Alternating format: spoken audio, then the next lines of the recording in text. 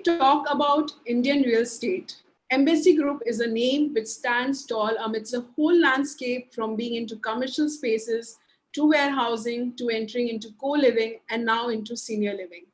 They have also been the biggest front runner when it comes to PropTech space. So this brand needs no introduction, and today we have with us is Mr. Aditya Virwani, Chief Operating Officer of Embassy Group, a young lad or a young leader who's pushing boundaries, trying to carve his own legacy with Embassy Group. Thank you, Aditya, for joining us today on RealtyNXT. Thank you, Kritika. Thank you for the introduction of Embassy, and thank you for the kind introduction of myself. So Aditya, I wanted to ask you, like there have been a lot of talk around, Model Tenancy Act.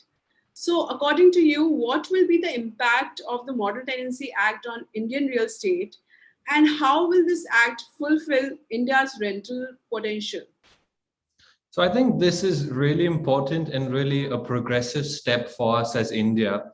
If you look at India, we haven't really had any institutional capital go into rented residential housing.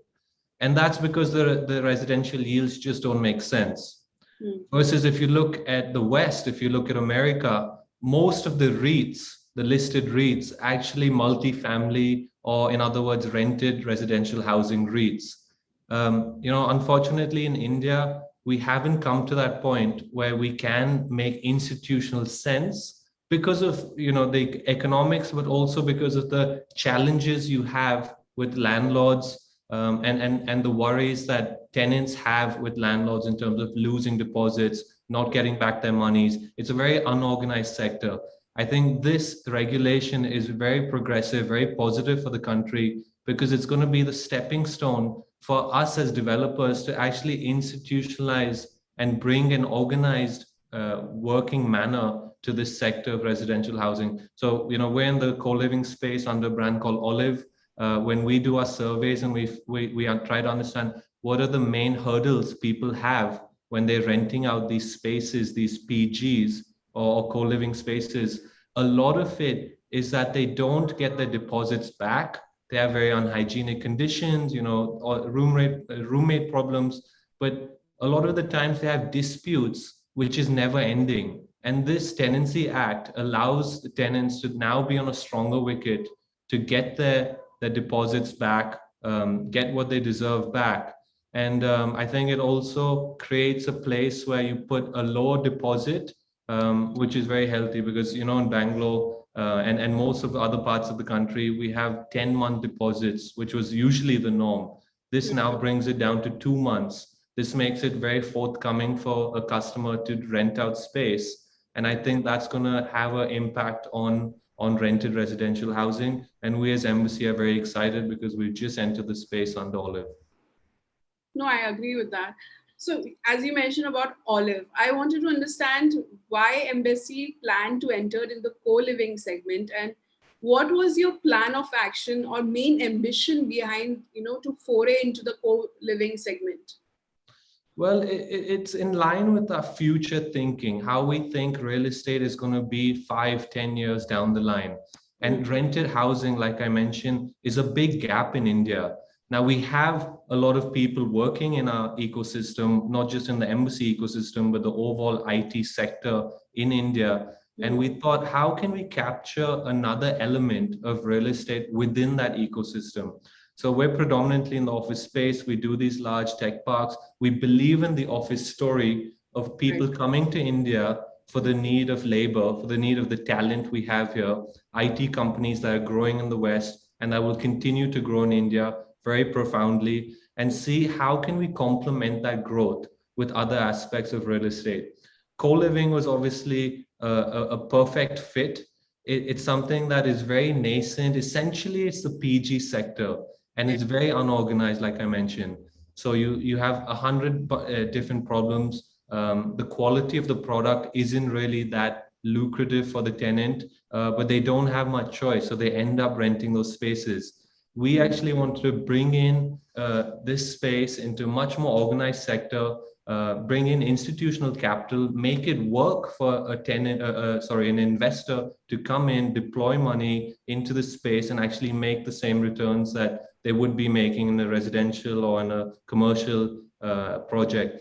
So it's a very complementary asset class to what we're doing at Embassy, and we believe it's going to be the future. As you see this next generation of workforce come in, this whole rent versus buy trend that you're seeing across the automobile sector, the hospitality sector, the co-working sector. So I think that's going to reflect into residential housing, and that's one of the reasons why we got into Olive. So due to pandemic, we had noticed, real estate was affected.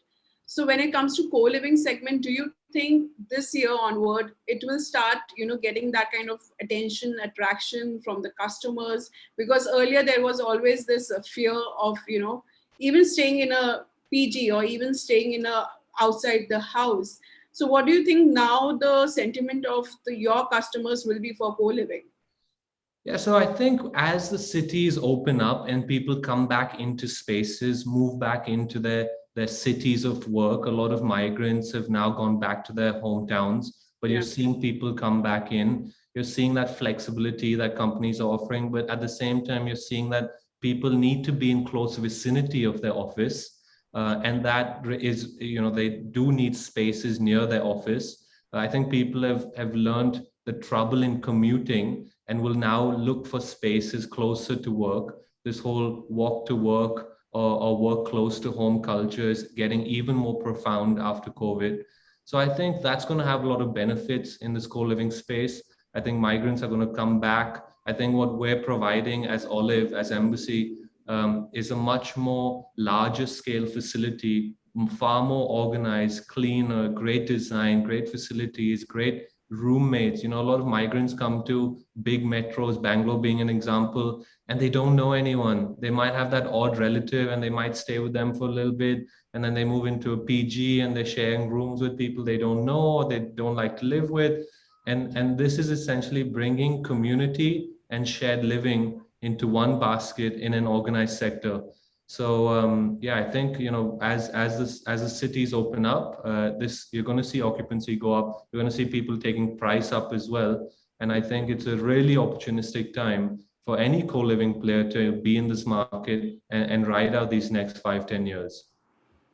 So on that note, my question is, how are the buying or the leasing trends in Bangalore, as you were talking about Bangalore market, for the real estate in both commercial or residential sector? So according to you, out of which, commercial or residential, which sector will recover soon? Of course, we have spoken about the co-living sector, but apart from that, being the rental side or be the home buyer side, which real estate segment will, recover soon? Well, you have to break them out into two different asset classes because they kind of work in different ways, although there are many similarities. They have different kind of metrics and aspects that drive each of them. And let me start with residential. Residential is, pretty much had its best last 12 months. It had a shaky last 3-4 years due to demonetization, RERA, GST, various different things, the whole NBFC crisis. And then came the pandemic, and the help of interest rates going down is definitely a big driver for what's happened in the last 18 months. The fact that people realize how important it is to own a house during these tough times is also is a huge driving factor. So we've seen that momentum with residential, and I think what's really important to stress there is you've seen a lot of momentum with actually finished product or close to finished product. So a lot of developers are guilty for delaying projects. And unfortunately, it's the home buyer who suffers in that because things out of his control, his or her control. So I think a lot of last mile residential that has OC, that has a community already, has been able to do really well. Prices have gone up. We've seen all the listed residential players perform really well. Their stocks have done phenomenally well. So I think I think that momentum is going to carry on past this. I think it's a cyclical game, and you're seeing that resi cycle already. So we're very bullish. Fortunately for us as Embassy, as well as the India Bulls portfolio, which is a proposed merger coming up, we have a lot of this stock that's ready to churn out. So very excited to move some of that stock, and we've seen a lot of progress in the last 9-10 months. Moving to office, obviously has had its own nervousness in the last 12-18 months, because people aren't allowed to come back to spaces. Now you're seeing some people trickle in. This whole work from home has put a big debate on certain things. Yeah. But 80-85% of our business is office. We are very long-term focused on office. We know how important the need of office is going to be going forward. If anything, more accelerated with what's going on. You're seeing these companies grow in the West and locally as well, the tech companies.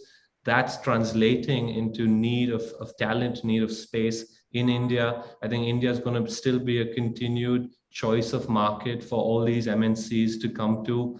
And I think we are in a position where we have a very healthy balance sheet. We're able to churn out under construction projects, continue keeping that going so that we have this stock ready in 2 years, 1.5 to 3 years time, when we know for sure there's going to be a big backlog of demand. And you're seeing construction costs going up, you're seeing the replacement costs going up. So ready assets are going to benefit from that. People who can finish their assets are going to benefit from that. And if you look at the market today, Bangalore itself has 18 million square feet of RFPs that are circulating the market. Now, this shows you confidence that tenants are there looking for big space. And by the way, in that 18 million, I think the smallest one I know is a 1 million square feet. The rest of it is big spaces, 3 million, 4 million, 1 million, massive requirements. And that gives us the confidence to keep going on, keep looking for land opportunities to buy more land for office, and building those out and be in a good place. You've seen consolidation happen already. So be in a good place where you're one of those few top developers that are still in the office game, and capture that opportunity. So I actually think whatever's happened, very opportunistic time for both those sectors. So going forward in 2021, you think both the sectors will see some kind of great improvement compared to the last year? I think, look, residential already has, and we'll see that momentum carry on. That's 100% sure from my point. Office is a matter of the external environment. There's always an uncertainty on a third wave, or how severe would that third wave be, mutations, all that. That kind of takes people away from space. But we do know the world is getting better. And it's interesting from India point of view, because you can actually see the West. You see what's happening there. We're around 6 to 12 months behind what's happening there. You're seeing people come back into their space. We see WeWork Global have their record sales every month. So you're seeing that demand come back in. And that's what we're anticipating in India. It's just a matter about timing. And from a timing point, we feel we're in a very good position, because we have in our REIT, we have just over 5 million square feet of under construction that will come up in the next 1.5 to 3 years time. And then meanwhile, on the non-REIT side, we're launching a few different projects that will be ready in that 2.5 year timeline. We feel that is going to be a perfect timeline to capitalize on this backlog of requirements that's going to come into the space. So definitely, yeah. So what we have noticed, especially in the residential market, due to pandemic, there has been a high increase of demand of branded developers in comparison to smaller developers. And what we have noticed, there have been a lot of stalled projects because of that from the smaller developers. People are shifting, demanding to be part of the branded developers, where the promises are delivered from the amenities point of view, from the possession point of view. So in the coming years, do you think branded developers will be the dominating fact in the Indian real estate market?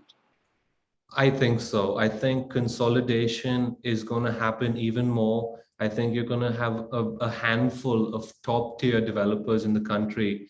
And I think that's because gone are those days of how developers used to run as a mom and pop shop. Things have gotten way more institutionalized, and that's only being accelerated even further. I think a healthy balance sheet is going to be key to success in the developer fraternity. And that's one of our thesis with India Bulls merger. is getting access to public capital, to have low leverage, to be able to finish projects rather than banking on cash flow. I think that's the biggest thing that we see, and the biggest mistake developers have made, and all developers are guilty of the same, is that when you bank on cash flows and it doesn't go to plan, and you have these delays, and you have mounting interest, and you have mounting compensations, and you have residents that complain, and your brand takes a hit, it's a never ending slope into the death valley. So I think, putting in more capital, more equity into the business, building a healthier business, more compliant, that is going to pay off a lot in the long term. And definitely, you're going to see that home buyer favoritism to a top tier developer. That extra margin you can ask as a top tier developer is going to get more and more profound, and you're going to see more consolidation. So definitely, things are changing in India. I think you've probably seen this in the West, and they are far more institutionalized, where you have a lot of funds that own these top developers. I think that's reflecting to India, and you've seen some of those transactions happen in the last 12, 18 months here in India. So when it comes to marketing and sales, I wanted to know from you, being the one of the top player in Indian real estate, there has been a wave of marketing mandate business given to the outside agencies when it comes to your whole brand image or when it comes to your sales. So do you think this will replace your internal marketing team, as in from future we'll see only the top players giving mandate business completely to these agencies rather than having their own marketing team internally? Well, this is a big debate internally, and let me be honest, the channel partners are doing an excellent job. They are doing end-to-end solutions on how they can partner up with developers, work with us, and churn out sales, and actually create a win-win situation. So while we have a fairly lean team, we still have a pretty big marketing and sales team for a company our size. We do partner up with these channel partners occasionally. I think we're going to explore that more as time goes by and continue to stay lean at the HQ level, because of how good of a job they're doing. They're investing in technology, they're buying out marketing companies, creating that collateral themselves, Yeah. working with you from a design stage till sales, till post sales even. So it's quite interesting what's happening in that whole channel partner sector. Yeah. But I think with that said, you still have to continue to have a strong team, and often the promoter involved in those large ticket size deals, because ultimately when you're buying an embassy or you're buying a top developer product, you do want to speak with the promoter. You want to get that final discount, feel good. You're paying a bit large ticket size, especially in that luxury segment, and you might want to get that extra, even that 3%, 5% discount. So it does need that promoter and the core team's involvement. But yeah, I think the channel partners are doing a great job, and I applaud them, and we'll be working with a lot of them quite soon. So, as you said, agencies are, of course, adopting this technology. And we have noticed, today technology is bringing revolution to the real estate industry. But how do you think PropTech is changing the way the real estate works? So prop tech is interesting. It's such a big space, but at the same time, in the whole overall technology space, it's very nascent. And I guess it's a factor of high capital, and you have tech enabled companies, and then you have technology companies. So let me just break that down. I think we are, as Embassy, a tech enabled company. We use technology to make various decisions, to plug and play data points and help us analyze trends, and then make sure that we're buying land in the right place, pricing it in the right price, and selling it at the right time. So I think we've been able to use technology to collate data quite heavily, and smaller softwares within the company that I think any company needs to be using just to make your processes and business more efficient. Right. And then you have the hardcore technology prop tech players. Katera would be a great example, Right. where they are revolutionizing the way construction is done, prefabricating things. As labor gets more expensive, more scarce, more difficult to find, the need for this prefabricated, automated stuff is going to be quite profound. The only challenge there is, does it make economical sense? And maybe that's what you're seeing on why some of these businesses are not as successful as they can be at this stage. Maybe it's just not there. Maybe the timing is not there. Maybe you need to set up these factories within India rather than importing these equipments. That's Right. definitely going to help your economics. But I do see that shift. It's inevitable. Not just Kitera. And another example is, the pandemic has pushed us to move our virtual tours, or rather our tours virtually. So we're working with a lot of augmented reality companies to show tenants our space, to show brokers our space. So I think all those different trends are being accelerated, and it's inevitable. It just, when does it really make sense for you as a business economically? And how do you use it to benefit business, and not just make it a cost burden just because you want to use technology? You need to be using technology to reduce costs and improve business functionalities.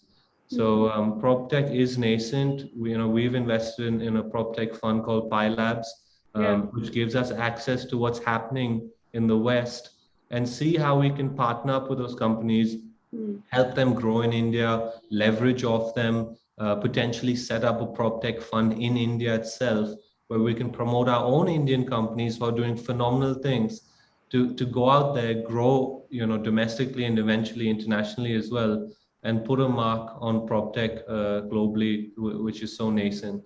So a space to look out for, and a space that is inevitable in our sector.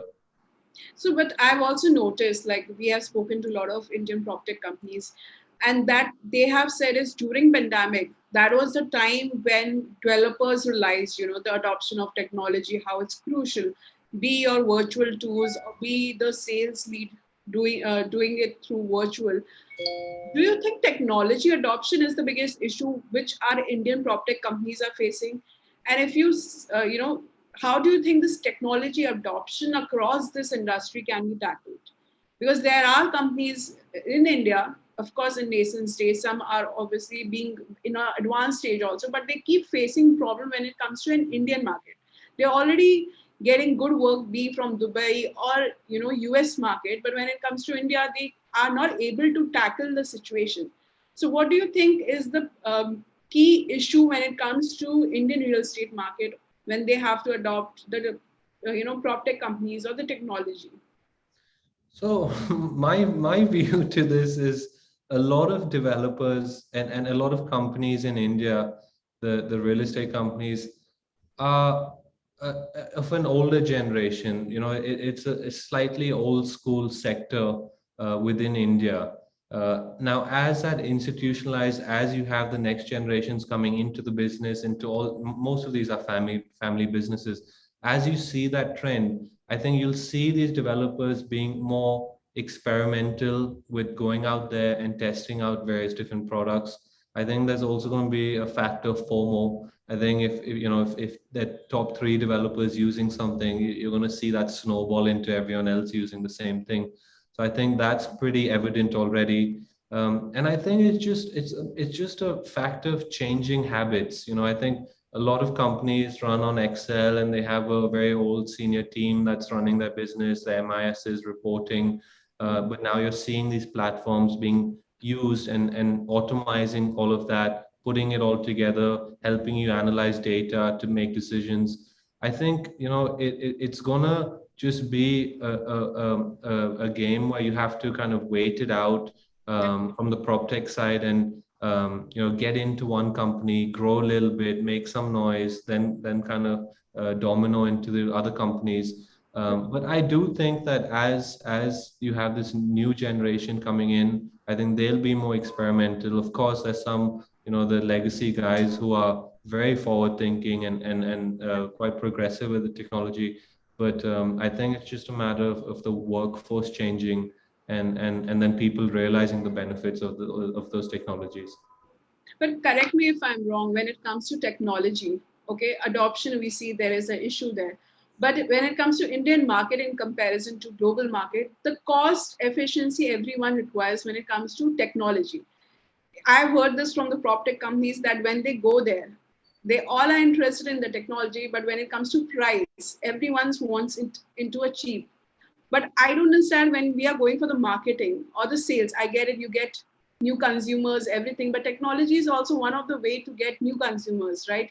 But when it comes to technology, the negotiation is always there. So do you think the pricing is also a major factor which is playing a role here, especially in the Indian market? Yes, I do think so. I think pricing in India has to be different because our rents are lower, but our volume is higher. So even, I've had conversations with technologies that are established internationally and entering the Indian market, and how do we explore it? We love what they do, but Yeah. does it really make sense for us? Maybe we're running things quite inefficiently through Excel or Salesforce, but can we use these technologies to bring it all together? And really, it is a matter of pricing. And when you load those pricings onto your Indian economics, it might not make sense.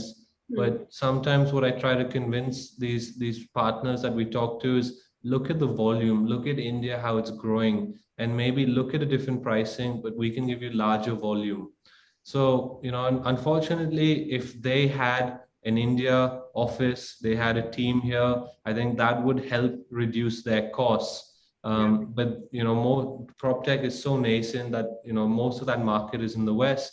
I think as you either have those companies really expanding, setting up shop here, Hmm. making pricing work even for themselves, or you have this Indian promoters, these Indian startups come out and kind of match those technologies that are there, or improve on them and establish shop here. I think that's really when it gets exciting for us as the end user, and exciting for them because then they're allowed to grow and scale. So yeah, I think we'd like to encourage more Indian companies looking at prop tech. Yeah. We don't see too much of that. We have seen some great companies, but not nearly enough. And I think that could be the solution because there's so much scope here and there's so much growth and demand. So I think it could be a really interesting market for companies that are focusing on prop tech in India. So as you've seen both the side of the market, be the Western side and India PropTech market, what would be your advice to this young entrepreneurs who are in this Indian PropTech market? What would be your advice with regards to when it comes to this technology adoption problem that they are facing, when it comes to cost pricing which they are facing? So what would be your go-to tips for them to, go ahead and become successful when it comes to Indian market? Well, I think there are a lot of ideas out there that are already well established, from the prop tech side. I think, using that, improving on it, finding a customer that makes sense, someone like an embassy that can be more of a strategic value add to you. Maybe you don't make the most money on that embassy contract, but you get exposure, you start growing, and then eventually, I think the biggest advice I would give is to strive to be international. India is a huge segment for real estate, but a fraction of the world. Yeah. And these companies are well funded by large VCs and large private equity funds, Mm. have international focus and international scope. So while yes, start off looking at India, and see how you can tweak your product to make it work for us Indian developers.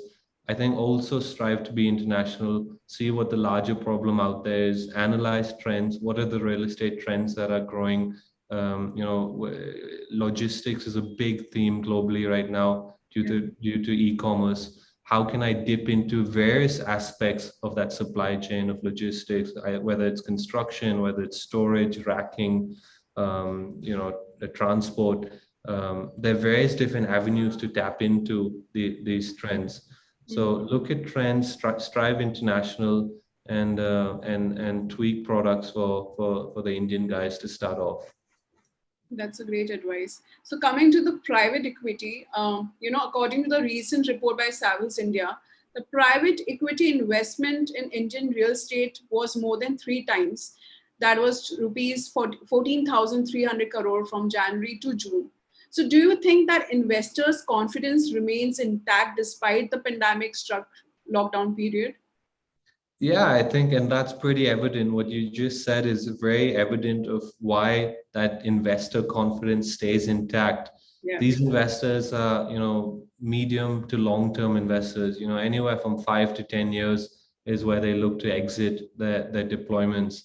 So they are not looking at making money next year and selling their real estate. Real estate, unfortunately, is not that kind of asset class where you can do that.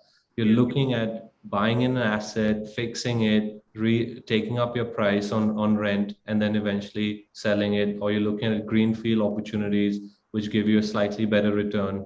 But you're looking at a pretty decent gestation period, 5, 7, 10 years. And that inflow of capital that you just spoke about is Hmm. a huge sign that institutions are looking at India, seeing this as an opportunistic time and taking that long-term bet on businesses that they feel will grow, commercial, residential, logistics, all the various asset classes that real estate offers, is where this money is going towards. And you're seeing consolidation, you're seeing large companies sell out their portfolios, essentially because of leverage, and they weren't institutionalized before. So I think that it's leading to an opportunity for these funds to come in and pick up assets at a good price, and take that long-term view. So, are you planning to launch any new projects anytime soon? Like, what's your plan of action going forward?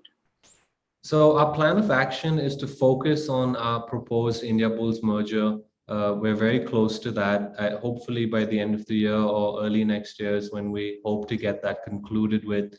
That really gives us a foothold into Mumbai, into a large residential holding, and lets us play the cyclical game of having office in Bangalore and residential in Mumbai. And of course, we definitely would do residential in Bangalore, office in Mumbai, really what's opportunistic, but focus on developing what we have in our existing portfolio. We have a lot of stock to move.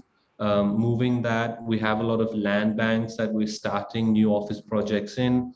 We've just done a partnership with Ivanhoe Cambridge on a large fund where we are investing with them into greenfield stuff.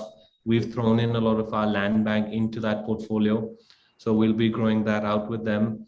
So definitely doing new launches on both the office and the residential side, focusing on finishing what we have already, and then seeing where else can we grow? What are the other asset classes that we might dip into? The data center is something that we've always looked at. We still feel it's very nascent, but we're watching that space. But how else can we add value? WeWork is another one where we feel that now that cities are opening up, that need for that flexible space is very profound. You have the customers who are long-term, 5, 10 year lock-ins, but you have a huge amount of demand who are unsure on growth, who are using it as incubation, want that flexible space. Maybe it's a month, maybe it's a year, maybe it's 2 years. And you're seeing those big corporate enterprise tenants asking for that space. So I think, focusing on those various different avenues, the merger, finishing existing stock, launching some of these new projects on our land bank, focusing a lot on WeWork and the co-living. I think that is the underlying focus from Embassy going forward. So I have noticed Embassy journey that things wherever, whatever sector you guys get into, it's been done differently in comparison to your competitors. So I wanted to ask, while planning a particular project, what are the top three things Embassy keeps in mind and does it differently, than others according to you? Well, I do agree we do things differently, and that's because we look at forward trends. So we look at where's this business going to be in 5, 10 years? We're not really looking at what's doing well today. Yeah. Because if you're doing that, you buy land, you build it out, it's already 3, 4 years in, and that cycle might change. So we're looking at long-term businesses and how and what we can do to make sure that we excel in them, and we're the first mover in those. And we've been in pretty much all those different buckets of asset classes. What do we do when we start a new project? Again, it really depends on the asset class.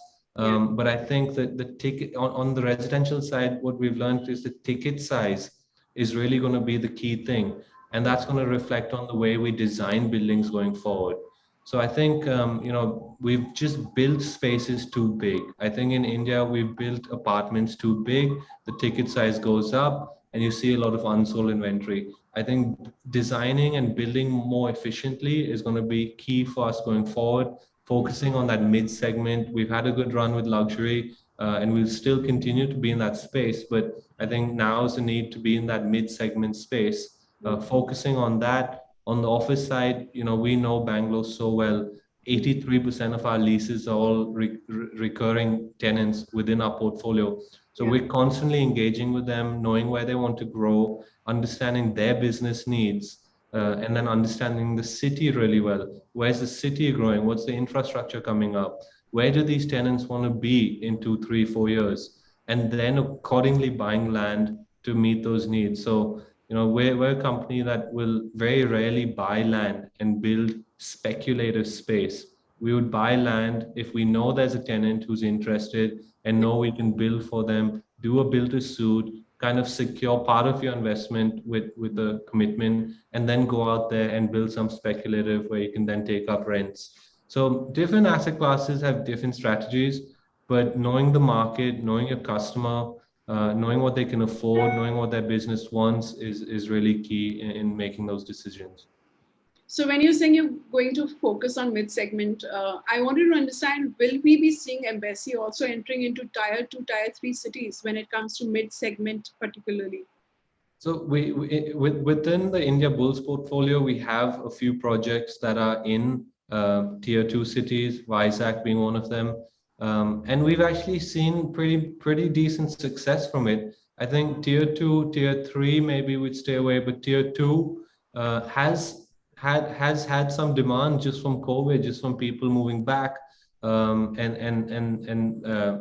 a little slowdown in urbanization has helped these tier 2 cities. Although we still feel urbanization is going to be accelerated, but there is opportunity there within different asset classes, not just commercial or residential, but warehousing is quite an exciting thing in tier 2 cities now. So we would definitely look at tier 2 cities. But I would have to say our main focus will be focus on our strengths, focus on Bangalore, focus on Chennai, focus on Mumbai, NCR. These are places where we have exposure.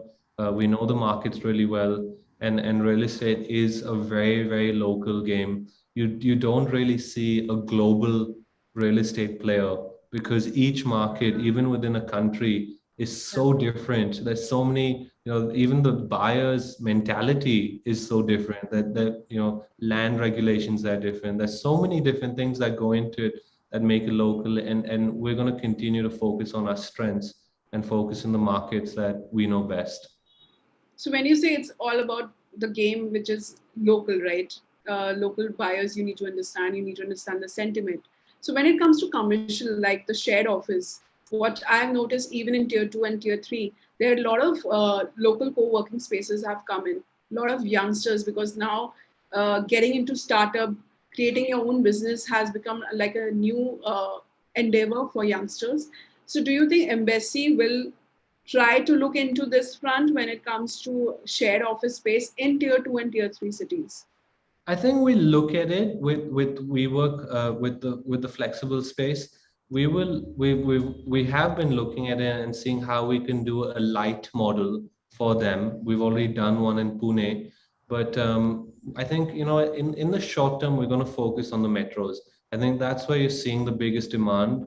You still have these opportunities in tier 2, but the large scale kind of buildings, when we're talking like 3 lakh, 4 lakh, 5 lakh buildings, these are all in the big metros, and you're seeing these companies want to be in these metros. So we will focus on the metros, but keep an eye out on these tier 2 opportunities. Great. Thank you so much, Aditya, for joining us today. It was lovely talking to you and great insights from the Bangalore real estate market point of view. Also, great insight for the PropTech entrepreneurs who would be watching this. It was lovely to have you on this platform today. Thank you, Kritika. It's always a pleasure, and I hope we speak again soon. Sure. Thank you so much. Thank you.